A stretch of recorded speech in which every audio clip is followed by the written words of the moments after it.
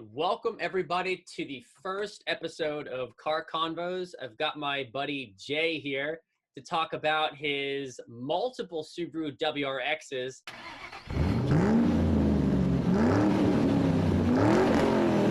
And we'll get into that in a minute. But first, I'll let Jay just talk a little bit about kind of how we met and how you like your WRXs and your Subaru family. Absolutely. Well, wow, I'm honored. The first Car Convos, Scott. That's a lot of pressure.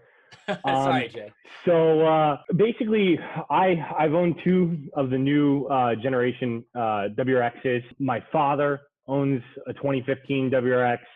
My whole family, between my sister, my mother, there's $120,000 worth of Subarus in my family's last name right now. So yeah, we have a lot of history with these cars. We also are pretty good at beating up the dealerships and getting a good price. So we've kind of learned, what to expect, what to get. And my whole family really likes these cars. I really like these cars. I had, coming out of college, I was selling cars at a major dealership.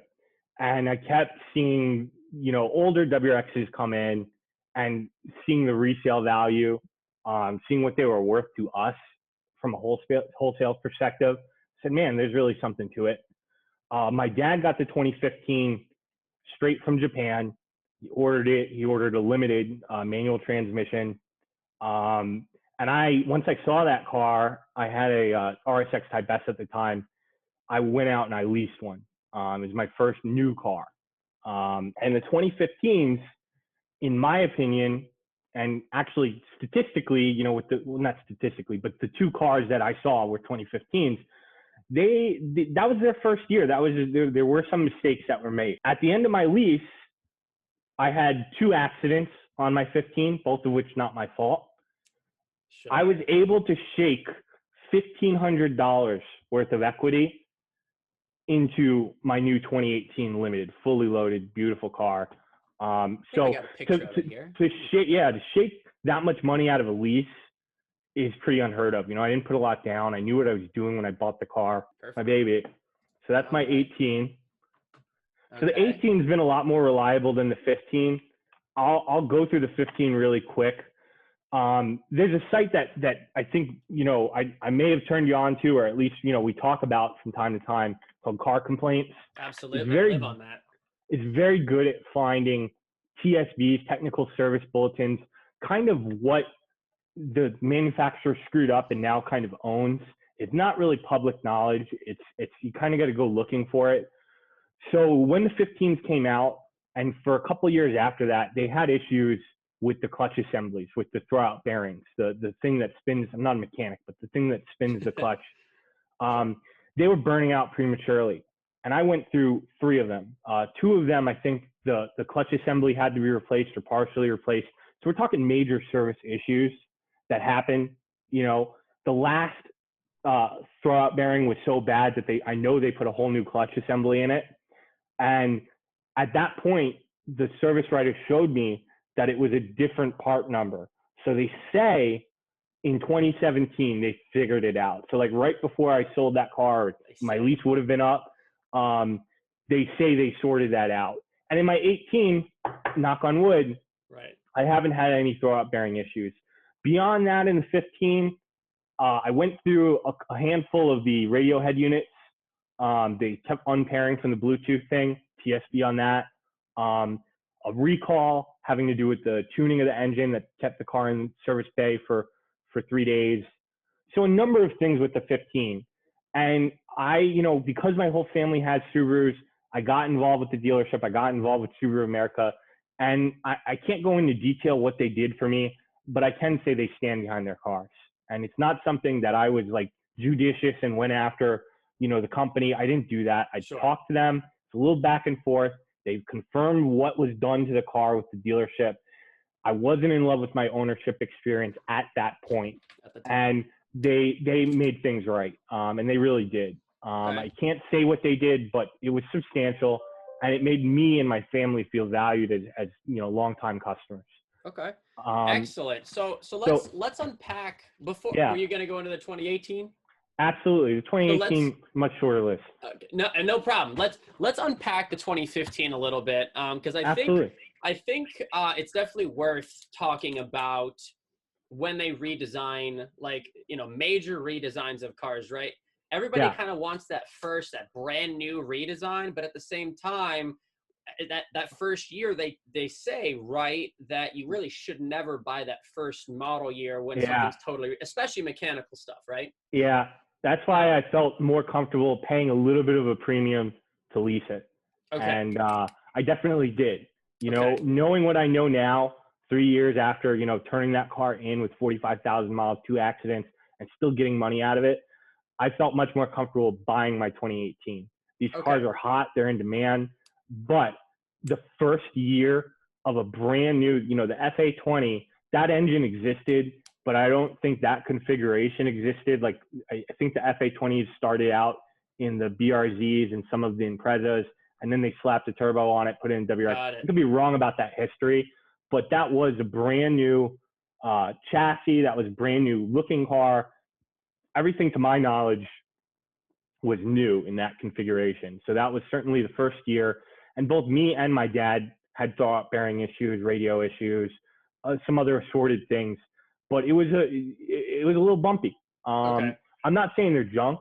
I don't think they are. I know junk. I wouldn't buy it. Yeah. But it was rough. I was at the dealership quite a bit, and the Subaru dealers it's a pleasant place to go. I'm not saying it's like going to a Lexus dealer or a Mercedes dealer. Sure. They have fancy coffee machines, but they do their best. The cars are cheap to work on.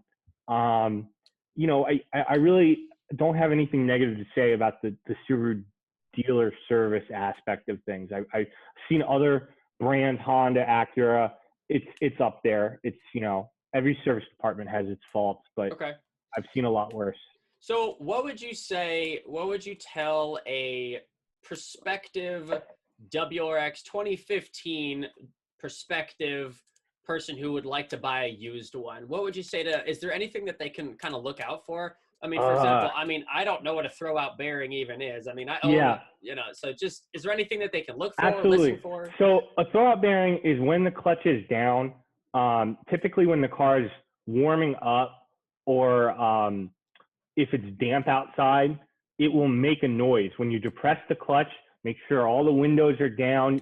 Typically, you park like behind a shopping center and get right next close to a cement wall, and you are going to hear it. And eventually, if it gets really bad, which one of them did, you start to feel a little bit of friction when you depress the pedal. It's no longer smooth. You're feeling the throwout bearing kind of hit something. It's very obvious at a certain point. And with the 15s, there's a TSB out on it. I don't know what they do post warranty, but if you go into a dealership with that TSB number and you go to the service tech and say, hey, I know there's a problem with this car. If you have to pay for it, which I don't know what that looks like at 60,000 miles, right? But you certainly have a better argument than going in there saying, hey, I screwed up my clutch. You know what I mean? You have something saying, hey, I know there's a design flaw. You guys wrote about it. It's in your computer right now, Mr. Subaru service tech. You certainly have a better argument and a little bit more leverage going into that conversation. Okay. So I'll stop plugging Subaru there. No problem. How about the 2018? So the 2018, I'm now at 38,000 miles. I drive the car hard. It's stock. I can attest to that. He drives it hard. let me just mention one more thing that people, when they're looking for a used Subaru, should be concerned about. I am a member of a lot of the Subaru forums, a lot of Facebook groups. A lot of kids, a lot of guys like us, they go out and they get the car tuned immediately, and they put an exhaust on it, and they do all these things, which is great. But they usually screw up in one area. And what they do is they take the Cobb access port, the $600 Cobb access port, and they see all these off-the-shelf tunes where they don't have to now spend $400 or $500 to deal with the tuner. They just press a button. Hey, I have an exhaust. I have a cold air intake. It's not taking into account the atmosphere or the car itself, where the plugs are at. So these guys blow up their cars using off-the-shelf tunes. Out of everything I've seen on these forums, a lot of the mechanical issues are people either just completely just adding too much power to these engines, or usually in many cases, premature failure comes from these off-the-shelf tunes. Go get your car done at a pro tuner. If you find a car with a Cobb access port in it, I don't know. I don't know if I'd want to buy one of these used if it's been Right. modified. You know, Well, it's going to be hard to find one that hasn't been driven by some millennial that has more money than brains and is ready to just slam it. And vapes. Yeah. And vaped in. You smell that vape. The biggest thing I can tell you just from the car business, any car you buy, if it's got a black headliner, give it a slap. If some baby powder comes out, airbags have gone off in that car. It never comes out. You never get airbag dust out of a car. That's a great tip for you G Reviews listeners. Listen up to Jay. So maybe one day we can do a used car segment. We can talk about all the fun and games of the South Florida used car market. Absolutely. And off-lease only. I'm just kidding. What a hellscape Miami is. Yeah. So what about the 2018? Tell me about kind of your ownership experience. Any issues with that one? Likes, dislikes? Yeah. So the 2018, I spent a little bit more money. I got a limited with Harman Kardon and nav. STI short throw. Yep. Okay. That's that front fascia where it looks like a rip-off of an Evo. That's the 18 plus generation. Got it. I think they're redesigning it in 2021, so you might be able to get a 2020 for cheap. So I spent a little bit extra. It's got the blind spot. It doesn't have the Subaru eyesight that you see. I mean, just about any other Subaru that's got the automatic in it, which is a CVT. And they make a WRX in a CVT with the eyesight. You can't get the pre-braking or anything with a manual transmission because it would probably, my guess is, snap the transmission. If you had to do an emergency brake. Yeah. Still in gear. Sense. I don't know anything about the CVTs. They're not very popular. I can say personally, I'd rather be beaten with phone books than, pay $36,000 for a CVT WRX to be made fun of online. Yeah. It's like a V6 Mustang. I'm sorry, 4-cylinder Mustang now. Oh, Ecos. Yeah. EcoBoost. Good stuff. Yeah. So the 18's been more reliable. It's been a more pleasant experience. I have leather seats. I have the cross traffic, which has saved me a few times. I have a Harman Kardon system, which is nice. It's, it's pleasant. I wouldn't say it's the best, higher end stereo, but it's nice. Sure. Sounds good. My main complaints for that price point, that's the highest trim they sell. The interior is a little sparse. It reminds me a lot of like a Corolla or base Camry. One of the things I get a lot, I'll be putting gas in, and usually it's a woman who will notice because they like that bright blue. And she'll say something like, "I really like your Camry." Like, I've heard, "I really like you Camry," from like, oh man, so many women. It's like, man, like, what can I do here? But good for cops, though, right? That is good for cops if you keep the exhaust stock. If you don't, you're not going to do pretty well. These cars get very loud when you start modding them. Another very good piece of consumer advice there. Don't put exhaust on them. Don't make noise. I speed a lot. I've gotten progressively faster cars. My V6 Mustang, which is probably the slowest car I owned, it was an 02 V6 Mustang with glass packs on it. And I've got so many tickets in that car. And now I'm in a car that's so much faster. And I haven't gotten a ticket since 2013. I haven't gotten a ticket in a WRX. Okay. 80,000 miles of just pure horseplay. Hey, and I know how much you beat on your car. I mean, you said 38,000 now. 38,000. So let me explain what I love about this car and why I went. I can't explain all the options that I got. That's hard to justify when you can get into one of these cars for like 27 grand. But they really are for the money. If you want to go more than just fast in a straight line, if you want to go fast in a straight line, you buy an outgoing 5.0 Mustang. That's what you do. You buy last year's, the 2020s are out, the 19s are on sale. You can get a 5.0 with like the worst trim package, probably well under 30. I've seen them like in the high 20s. Yep. So if you want to go really fast, this is not the car for you. It's direct injected, it's turbo, it's got some heat, management things in South Florida. It pulls timing all the time, but it's quick. It's relatively quick, 0 to 60 in like 5.4. What made me fall in love with these cars from the time my dad got his, and my dad had, several before that of the older gen. They're really safe. They're extremely safe. For sports cars, I don't think you could find a 30 some odd thousand or less car that is as quick and as safe. They're all 5-star just about every year, to my knowledge. The new ones, like this gen, has like knee airbags and side curtain airbags everywhere. My dad had an '07 that got T-boned by a F350. The guy didn't hit his brakes. He was drunk. It was on, I think it was on A1A. This guy was going like 50 miles an hour. And not only did my dad not go to the hospital, he made it home. We saw that car the next day in the junkyard, and the guy was talking about how he started it up and drove it. And the car was bent like a V, like as you can imagine. The B pillar was all crushed, and the car got in gear. And I'm sure that engine made it into something else, when the insurance auction sold it. So beyond that, they're really safe. What really made me fall in love with these cars was just what I would call point and shoot handling, because it's all-wheel drive and it's turbocharged. When you are going into a corner, and I throw the car on on-ramps, on corners, everywhere. If you go into that corner kind of slow and accelerate into it, the car is going to understeer at first, but it's really interesting because you're going to feel it pull and do all sorts of things. There's brake vectoring, there's Bosch EPS, there's all sorts of stuff that is doing things to keep you alive. And why a lot of people crash these cars is they don't understand the dynamics of it. If you let off the gas, you're in a really nice Toyota Camry. You're in like a really well-built, like a slightly better suspension. It's a 3,300 pound car.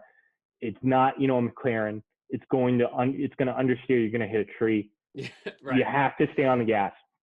I have an example of that. I was going on the Sawgrass and I was doing above the speed limit. Let's just say that. There you go. And I hit standing water, and I knew what to do. And it goes against everything in your nature. You want to hit the brakes. You want to grab the wheel and hit the brakes. I just had to stand on the gas and watch the thing go about 20 degrees this way, 20 degrees that way. The wheel vibrated a bunch from the ABS and stuff, trying to fix it. And within like a second, which probably felt like an eternity, right. the car went straight.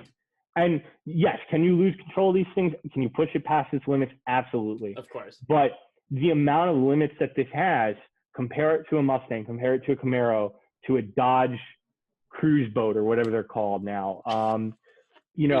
Aircraft carrier. Yeah. So a 4,000 pound Challenger, whatever it's something like that. It's close to 4,000. You will never get the handling the same as this car. No. You have to be in something far more expensive, probably like, I don't know, like whatever the Hot 3, maybe not a M3, but like the Hot 3 Series, like whatever the equivalent of the 335 is. That's probably where you can get to handling wise. I think it's one of those things where, like, you compare it to the Mustang, the Camaro, the Challenger, right? Those are all powerful rear-wheel drive cars, and you can almost never use all the power. Yeah, you're always just tapping the gas. With this, it's a lot more usable. Like, you can actually step on it, you can actually enjoy it without fearing for your life. If you floor any one of those cars, the SS Camaro, don't even forget about the Hellcat. You floor that, you're dead. I mean, you're in a tree, But with these all-wheel drive cars, I mean, like you said, they're a little rocket ship. I mean, I haven't driven it, but you drove. I mean, it's really good at round corners, and it's very confidence inspiring. Independent rear suspension, There's nothing wrong with the brakes from the factory. The brakes are plenty big. This 18 has bigger wheels on it. I think they're 18-inch wheels. Yeah, they are 18-inch wheels. Let's talk about cost of ownership. So the 18s and the 15s, they all come with these Dunlap Sport Max summer tires that evaporate. I've never had, in both of these cars, I've never had them get past 15,000 miles. And they're expensive, you know, they're not cheap. It's got to be partly driver though, Jay. It is partly driver, but summer tires, I don't understand, unless you're really like a track person or you have a lot of money, you can get away with all season tires on these cars. You can get Michelin AS3s. Michelin AS3s are great tires. They're not as sticky as the Dunlaps, but they last a little bit longer. The oil changes are, you know, at a dealership, 110, 120 bucks. Full synthetic every 6,000 miles. I do every 5,000 miles, sometimes a little bit less. Beyond that, I've had to do the front brakes already at 32,000 miles. I saw the pads, they were making the noise. I got that resurfaced, a couple $100. These cars really not bad. Yeah, these cars seem to eat batteries. I just put a battery in line. Every 3 years, they go through batteries without fail. I don't know what it is. It's I think pretty typical though, 3 years for battery. I mean, unless you're buying an AGM. I mean, AGMs last a little bit longer, right? Yeah, I don't think it's worth the money. Yeah. Just get it. Get a warranty. Go to Costco. Yep. And just find a way. Like listen to Lil Wayne, like with the car running, vape away, let the battery die. Take it to Costco. 2 years in, you gotta have a plan. You know. It's something I always have to ask about is miles a gallon. Everybody's always curious about that. Yeah, it's not great. This car combined probably 17, 18, 19 if I, you know, really take my time. My dad, you know, apparently when you tune him, I think that leans out the map because my dad's gas mileage got better in his 15. And more power. Yeah, with more power, but it's a leaner map, so I think it's burning less gas. On the highway, if you do strictly highway driving and you stay under 80 miles an hour, you can get like maybe in the mid to high 20s, so like 26, 27. It says 28. I've never gotten it in either of the two cars I've owned, but you know, on the highway, you're typically doing a little bit more. Yeah, no, for 80. Sure. Yeah, I mean that's not bad at all for a turbocharged engine. And you mentioned direct injection. I'm curious. A lot of new cars, trucks, whatever, they're getting direct injection. Obviously, it's more efficient, right? But then you have a lot of issues with carbon buildup in the intakes and all that kind of stuff. Has Subaru addressed that? Do they have port and direct, or is it still just direct? So I asked one of my service techs. I'm like, do you guys do the walnut blast thing I see like on Subaru of America? Like, how much is it? And they didn't know what I was talking about. I don't know. What is that? I don't know what that is. So I'll give an analogy. There's a lot of really good YouTube series that will talk about that. But really, direct injection, the fuel injector is inside the cylinder. Yeah.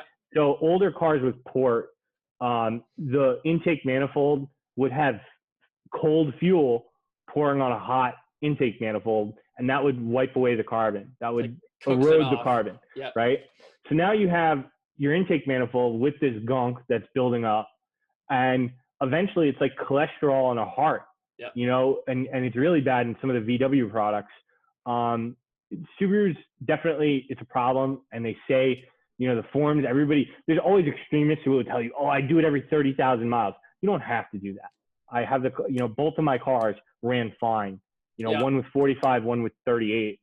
My dad's car is now at like 52, and it's modded, completely modded, you know, access port, no cats, full exhaust. So eventually you have to deal with it. All the forums say between 60 to 80,000, and it's definitely, if you're not going to do it yourself, it's probably $300 or $400 to address, maybe more, maybe less. So I'll have to look at that. I'll have to look that up because I have never actually heard of that specific. So it's very common. The VWs, the GTIs really have a problem with it. The 2.0 turbo. it's definitely a problem. There's weird things that this car will do. It will pull timing when it gets hot. It will, the biggest complaint I have and every Subaru owner has is rev hang. Rev hang is a big problem. It's a problem on the new Civics. It's a problem on a lot of direct injection turbo cars. And what it is it's the manufacturer trying to burn off unburnt fuel. So if you floor it going in first, and then you let off in second, and then you have to get in second, it's going to bring down the revs, and it's really good. It's gonna be not that smooth of a shift, and it will kind of buck if you don't blip the throttle and address that rev hang. So you kind of have to feather the throttle when you're in traffic, or you just start driving aggressively and you have to continually stop. Like if you're really ripping through traffic and just being a typical, vaping Subaru driver, you got to rip through traffic. And that's where rev hang comes into play. You can get rid of it with a tune. And like I said, get it done right. Go to a tuner, go to an all-wheel drive dyno. It's not that much more expensive to do it the right way. Absolutely. Know that you're not gonna have a firecracker. Right. Yeah, man. That's I mean, I think we've given everybody, a good overview of kind of what you're, what you love about it. One more thing that kind of irks me. Yeah, go ahead. All Subarus and Japanese cars for that matter, but specifically Subarus, the thinnest clear coat, the softest paint. I park under a tree. It's, wax, ceramic coatings. There's nothing really gets rid of it. It's just, the paint's awful. It doesn't look bad from the factory. Doesn't look great. Certainly better than some of the domestic brands. But, but man, I mean, the rock chips and all that, it's pretty hard to keep these cars looking good. Invest in a clear bra maybe if you really are going to keep the thing, or just live with it. I've learned to live with it. I mean, no car is perfect. No car is perfect. No truck's perfect. But let's just, how about we kind of wrap up with the thing you like the most, thing you hate the most, and what's going to be your next car. Okay. So the thing I like the most, probably the driving dynamics, probably between the handling, the all-wheel drive, just never losing confidence in the rain. I know the car is going to do what it's going to do. It's going to figure out a way to keep me alive. In most cases, they still crash. There's plenty of them with salvage titles, at Miami dealerships all over the place. The thing I dislike the most, I don't want to say reliability. It's not reliability for me. I think the fit and finish between the softness of the paint, the interior you get on the most limited model. So yes, I have leather seats. Are they real leather? I don't know. I don't think so. The rattles, certain things like that, the fit and finish kind of bother me. When you look at a 2.0 Touring Accord, which is like maybe a little bit more expensive, but we're talking a couple thousand. Yeah. It's such a different looking car. It looks like, it's like luxury. Mercedes. Yeah, it looks like a Mercedes compared to my car. So the interiors, between the interior and soft paint, that bugs me. Okay. My next car, that's the big question. I'm probably going to keep this car for another year and a half. When I'm out of the powertrain warranty, I don't know if I want to own it. I don't know. I know the business and I know the depreciation curve of these cars. And I just know that, okay, what's a new one like fully loaded going to cost me? 33 grand. Like if I get it like right when they come out, and I'm going to get, like, the demand for these cars used is so high. I'm going to get my money out of it. I know I have equity now. I know what the black book value is. You really can't lose buying these cars and selling them between the 3 and 5 year mark, I think, unless you blow them up, which is always possible. Okay. And then what I would get for another car, being realistic, I'm starting to look at real estate, I'm starting to become more like you, Scott, were a little bit more measured. So I don't know if I would spend the money and get something nicer. I think I would probably get, at this point, if I had to go get something now, if my car got totaled, I would get another WRX Limited with the Harman Kardon 6-speed manual, STI Boom, short there we throw. go. That's what I'd order. But realistically, if I had a little bit more disposable income, probably lease whatever the new version of the 335 is. Like I don't know the numbers. Get that for like close to 500. Or I would go old and get like I would just get an old Porsche 996. Like get Sweet car. get a 16-year-old Porsche to just bankrupt me and ruin my life. We could talk all day about, Absolutely. if we had 10 grand, what would you buy? If you had 20 grand, what would you buy? We could talk about that all day long. I got a car for every single bracket, man. Every single bracket. I think about it a lot. Definitely something for a future episode, but absolutely. Yeah, I don't want to hold you up all night. We appreciate your time so much, Jay. Thanks awesome. for being my guinea pig. No problem, man. This is the highlight of my week. I don't have a whole lot going on. Hey, COVID-19. Thanks so much for talking, man, and we'll catch up soon. Awesome, man. Have a good one, Scott. Thank you. Take care.